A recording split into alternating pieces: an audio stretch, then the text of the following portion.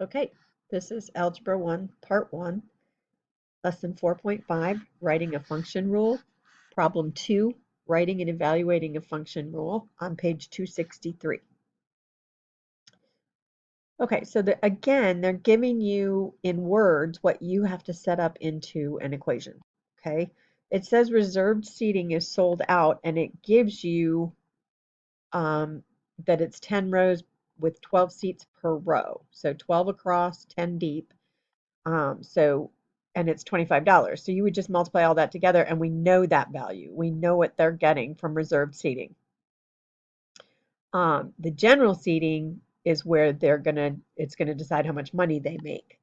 So general seating is 30 rows, 16 seats per row. So it's 16 across and 30 deep, and they're $10 a piece. What we don't know is if they're using all of this. So the total revenue is going to be the general seating plus the reserved seating. Reserved seating, we know that's the $25 times 10 rows times 12 seats per row. The general seating is the price per ticket, which we do know that's $10, times the number of tickets sold. Okay, so revenue is equals, that's your equal sign, $10 times however many general seating tickets we sell, plus the revenue from the reserved seating, which we do already know. Okay, so now we have the equation. But the question, if you read back up here, total revenue depends on the general seating. Write a function rule to represent this situation. What is the maximum possible total revenue? So here's our equation or function rule. And but the most they can sell, it's not like they can sell 2,000 tickets because they only have the 30 rows and the 16 seats per row. So 16 across, 30 deep. So 16 times 30 is going to be the maximum amount of seats that they can sell. So 16 times 30 is 480. So our N, the maximum number we could sell, is 480. So if we plug that into our equation, the 3,000 right here came from the 25 times 10 times 12, the reserve seating that was already sold out. So 10 times 480 plus 3,000 gives you $7,800.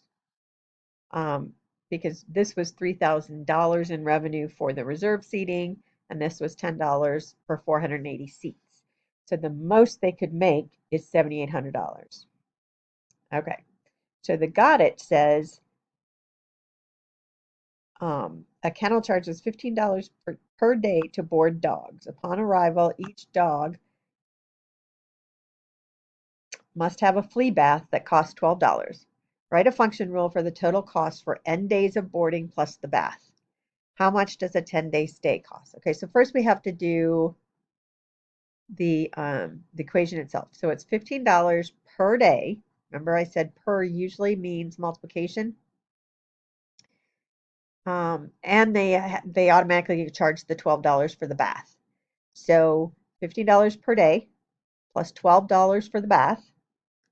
So if C is your total cost and D is your number of days, then your total cost is $15 per day plus the $12 for the bath. Okay. Then the question is, how much does a 10-day stay cost? So 10 days, we're putting in for the number of days, which is your D. So we're going to put 10 in there, and we come up with $162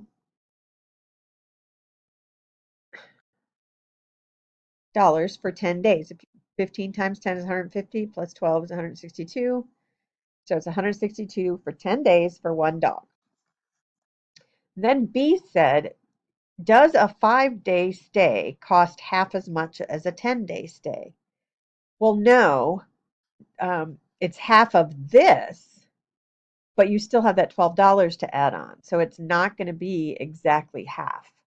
And if you calculate it out, 5 times 15 is 75, plus 12 is 87. That's not half of 162. 81 would be half of 162. Okay, so because they're adding in that additional $12 for every dog, the half the number of days is not going to be half the price.